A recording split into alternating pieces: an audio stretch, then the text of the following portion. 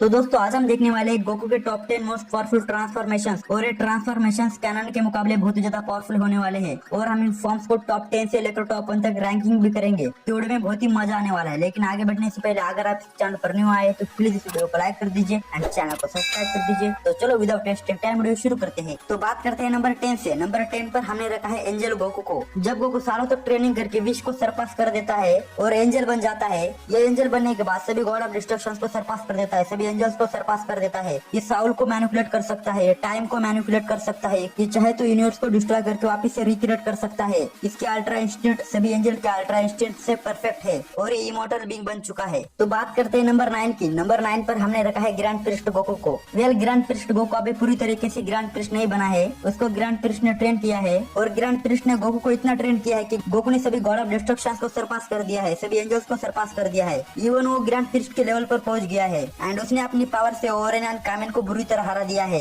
और Oren and कामेन से fight करते वक्त अल्ट्रा इंस्टिंक्ट में गया था तो उसकी अल्ट्रा इंस्टिंक्ट सभी एंजल के अल्ट्रा इंस्टिंक्ट से अलग लग रही थी और ग्रैंड प्रिस्ट गोकू को एक मल्टीवर्सल बीइंग बताया गया है। तो अभी बात करते हैं नंबर 8 की। नंबर 8 पर हमने रखा है ओमनी गॉड गोकू को। ये गोकू की फॉर्म हमें एनिमी वॉर में देखने को मिली थी। ये अपनी बेस फॉर्म से ही मल्टीवर्स को डिस्ट्रॉय करने की पावर रखता है। जब बीरस ने इसकी पावर लेवल को सेंस किया था तो बीरस शॉक हो गया था और उसने ओमनी गॉड गोकू की पावर को डाइशिनकन ट्रू फॉर्म जितना बताया था। ये इतना ज्यादा पावरफुल है कि ये किसी को भी वापस से जिंदा कर सकता है, जैसे किसने वेजेटा को किया था और इसको 12 मल्टीवर्सेस का सबसे पावरफुल बीइंग बताया गया है। तो अभी बढ़ते हैं 7 नंबर की तरफ। 7 नंबर पर हमने रखा है ओमनी किंग गोकू को। गोकू ने अपनी सारी लिमिटेशन को ब्रेक करके इतनी बड़ी ट्रेनिंग करी कि उसकी पावर सभी गॉड ऑफ डिस्ट्रक्शन, सभी एंजल्स, इवन ग्रैंड प्रिस्ट जिनों से भी ज्यादा हो गई और तब जाकर बना वो ओमनी किंग गोकू। वो पूरी क्रिएशन पर रूल करता है, उसके पास ओमनी मैजिक है, वो टाइम मैनिपुलेशन कर सकता है, स्पेस मैनिपुलेशन कर सकता है, वो क्रिएशन को उसके हिसाब से चला सकता है एंड वो सभी मल्टीवर्सेस को डिस्ट्रॉय करके वापस से क्रिएट कर सकता है। इस फॉर्म में जाने के बाद गोकू एक ओमनीप्रेजेंट ओमनीसिएंट बीइंग बन जाता है। तो अभी बात करते हैं 6 नंबर की। 6 नंबर पर हमने रखा है सुपर सेंट 20,000 को। इस फॉर्म को अल्टरनेट टाइम लाइन का गोकू बताया गया है। ये इतना ज्यादा पावरफुल है कि इसने सुपर सेंट इन्फिनिटी के साथ हजारों सालों तक बैटल करी थी। बेसिकली सुपर सेंट 20,000 हेल में रहता है। हेल वो जगह है जहाँ डीमंस रहते हैं एंड सुपर सेंट 20,000 भी क्रिएशन को डिस्ट्रॉय करके वापस से रिक्रिएट कर सकता है। ये रियलिटी को बदल सकता है, ये टाइम एंड स्पेस को बदल सकता है, ये इंसेप्चुअल, कॉन्सेप्चुअल एंड इंफॉर्मेशन मैनिपुलेशन कर सकता है, ये डायमेंशन ट्रैवल कर सकता है एंड सुपर सेंट 20,000 का एक ओमनीप्रेजेंट ओमनीसिएंट बीइंग बताया गया है। तो अभी बात करते हैं नंबर 5 की। नंबर 5 पर हमें रखा है सुपर सेंट इन्फिनिटी को एंड सुपर सेंट इन्फिनिटी भी हेल में रहता है। जैसे कि आपको मैंने बताया था, सुपर सेंट 20,000 और सुपर सेंट इन्फिनिटी के बीच में हजारों सालों तक बैटल चली थी, लेकिन इन दोनों में से कोई भी नहीं जीत रहा था, तो इसलिए इन दोनों के बीच में टाई हो जाता है और सुपर सेंट 20,000 को सुपर सेंट इन्फिनिटी को ऊपर रखने का एक ही रीजन है, सुपर सेंट इन्फिनिटी को कहीं ना कहीं सुपर सेंट 20,000 से ज्यादा पावरफुल बताया गया है। बाकी इन दोनों की पावर सिमिलर है और ये भी ओमनीप्रेजेंट ओमनीसिएंट बीइंग है।